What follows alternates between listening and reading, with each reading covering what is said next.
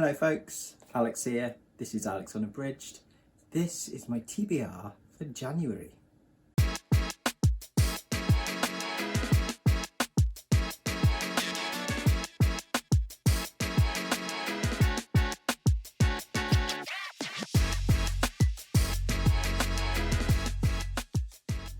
So welcome back to the channel if that is the case.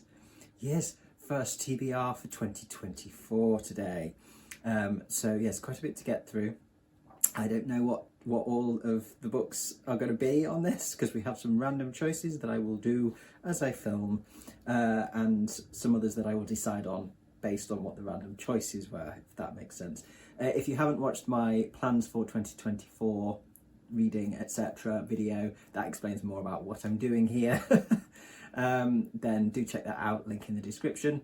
And for more information on any of the projects that I mention as well, then videos introducing those projects are up on the channel as well. So again, links in the description. Before I get into the books for the month, one quick bit of business. I have set up a Discord. I had a couple of people sort of say, oh yes, I'd quite like to chat about things on Discord, especially when it comes to the projects like the sci-fi project that I'm doing and the authors project, things like that. But for any of my anything related to reading or anything else I talk about on the channel, there's a Discord there. So yes, you can head over there and we can chat more about books. The link to the Discord is in the description, by the way. Okay, onwards. So let's get on with the first one then, the first project, which is the result of the Quarterly Chonk poll. My project where I'm going to try and read some big old books, some big chonkers, each quarter. And I've asked you lovely folks to vote on them for me. Thank you very much to everyone who voted. It was really cool seeing the numbers kind of do this over the last few days. So yes, the poll is closed now. So these are the results. So out of 44 votes, in third place with 7 votes was Vanity Fair, which I guess doesn't really surprise me that much because I'm guessing quite a lot of my audience is probably more on the horror sort of darker side of things. I'm not a classics. I don't focus on classics a lot on this channel, shall we say. So I'm not surprised that one came in last place. In second place was Gormenghast with 17 votes. This gave our winner a run for its money, I'll tell you.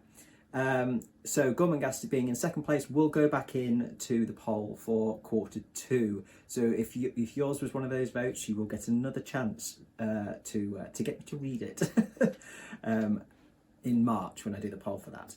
So of course the winner then, with 20 votes out of those 44, was The Terror by Dan Simmons. So that is what I will be reading. That is 944 pages in total, I believe. This is an ebook, and yes, I'll be reading it over the next 3 months. So that's about 315 pages ish per month. So I think I can manage that. So yes, so some chilling, historical horror fiction about Arctic expeditions for the winter months, which is very fitting. Okie dokes, the next thing I have is a kind of a last minute addition really, because I decided to do an event next year that I hadn't done this year. We're not even into the year yet, and already I'm going, oh, I'll do that. This does not bode well, does it, for my quantity, trying to bring my quantity of stuff down a little bit. But this isn't too bad. This is manageable. This is manageable. And this is Historathon 2024. I saw Gareth's announcement video, Gareth from Book Songs and Other Magic, talking about this. And I thought, do you know what? This sounds really good, really manageable, because it's, 1 book per quarter. Each quarter devoted to a different kind of period of history, like big, chunky, eras, epochs.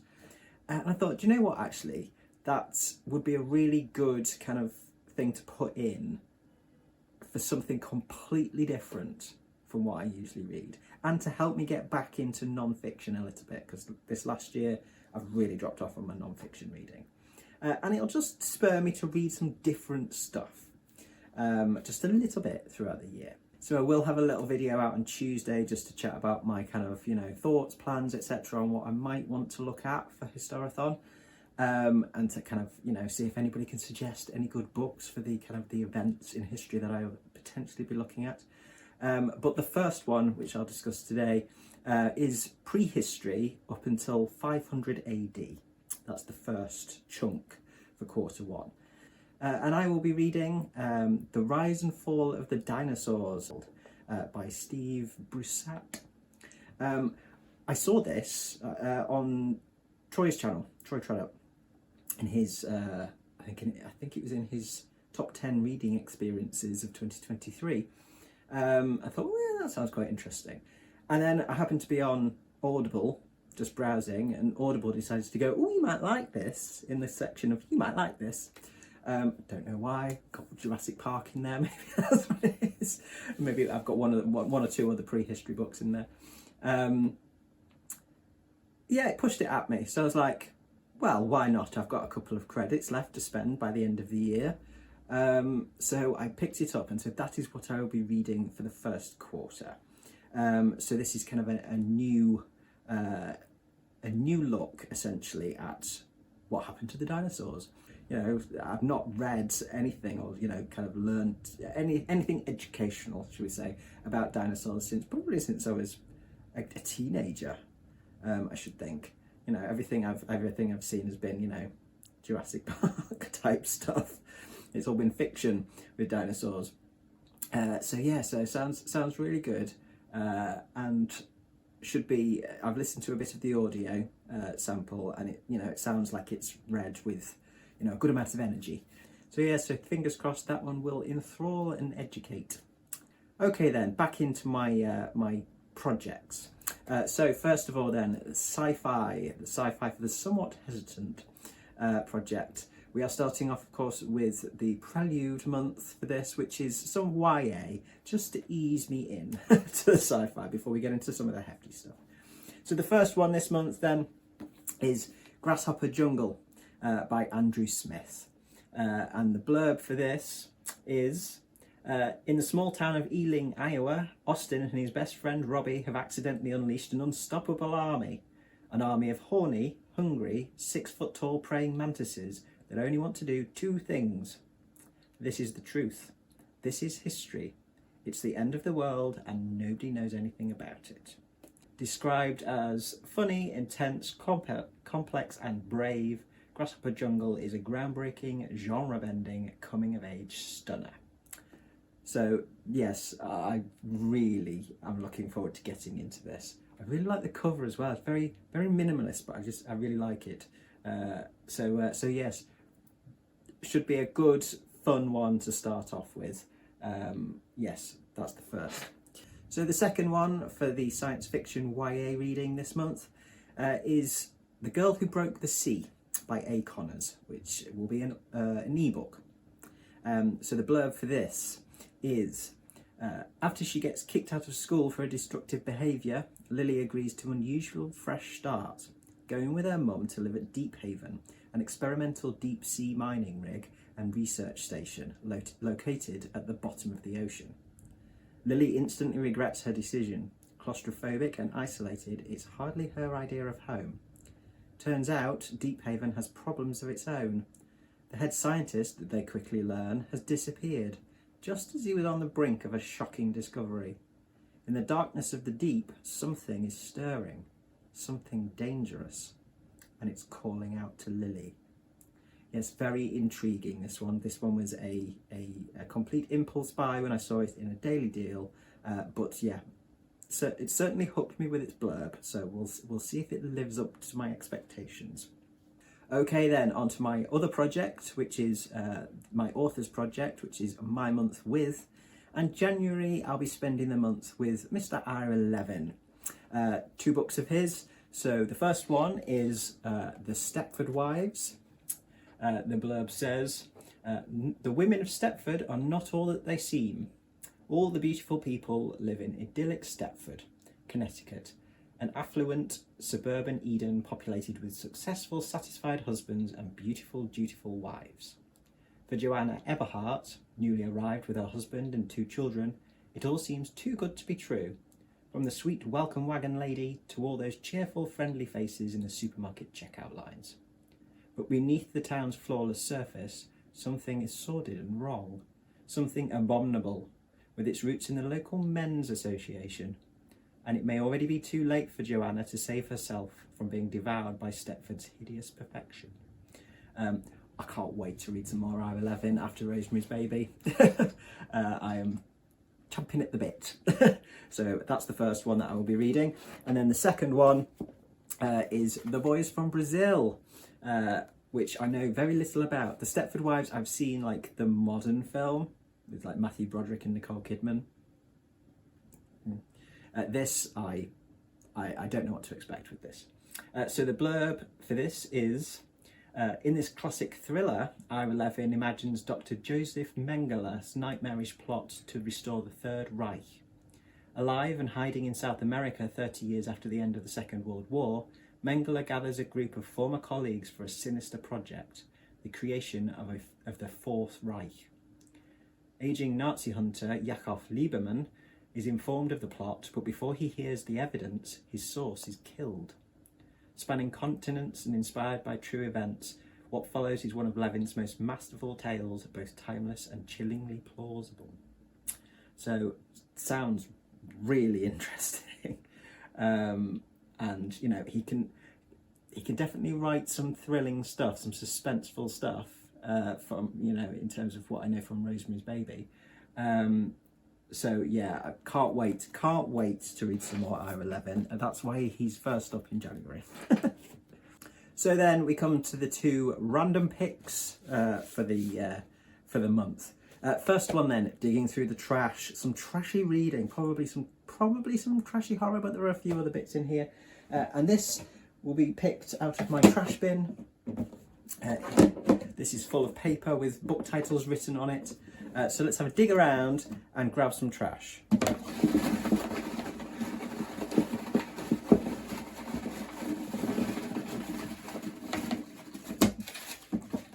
What have we got? Ooh, Swarm.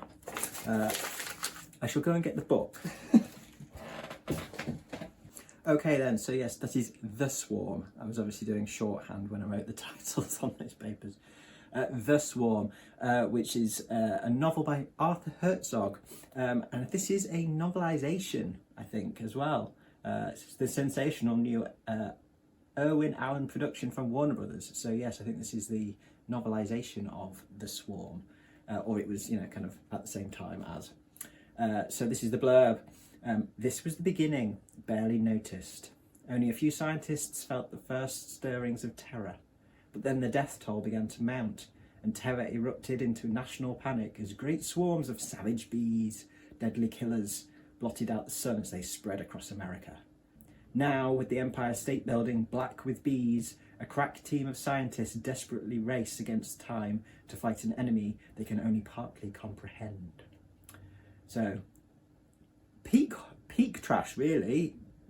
Killer animal horror stuff, but also a novelisation. Fantastic.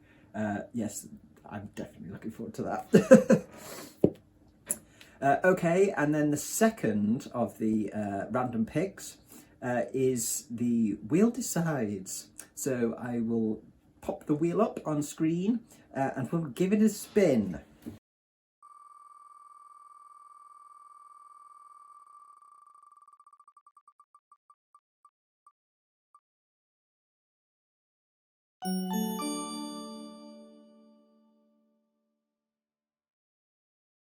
So yes, so that is this one, John Dies at the End by David Wong. I've had this one for a little while, I think. It's my birthday. I think my sister bought this for my birthday. The blurb for this is, stop! You should not have touched this book with your bare hands. No, don't put it down, it's too late. They're watching you. My name is David Wong. My best friend is John. Those names are fake. You might want to change yours. You may not want to know about the things you'll read on these pages, about the source, about Koruk, the invasion and the future, but it's too late. You touch the book, you're in the game, you're under the eye. The only defence is knowledge. You need to read this book to the end, even with the part with the brat first. Why? You have to trust me. The important thing is this. The drug is called soy sauce, and it gives users a window into another dimension. John and I never had the chance to say no. You still do. Unfortunately for us, if you make the right choice, we'll have a much harder time explaining how to fight off the otherworldly invasion currently threatening to enslave humanity. I'm sorry to have involved you in this, I really am.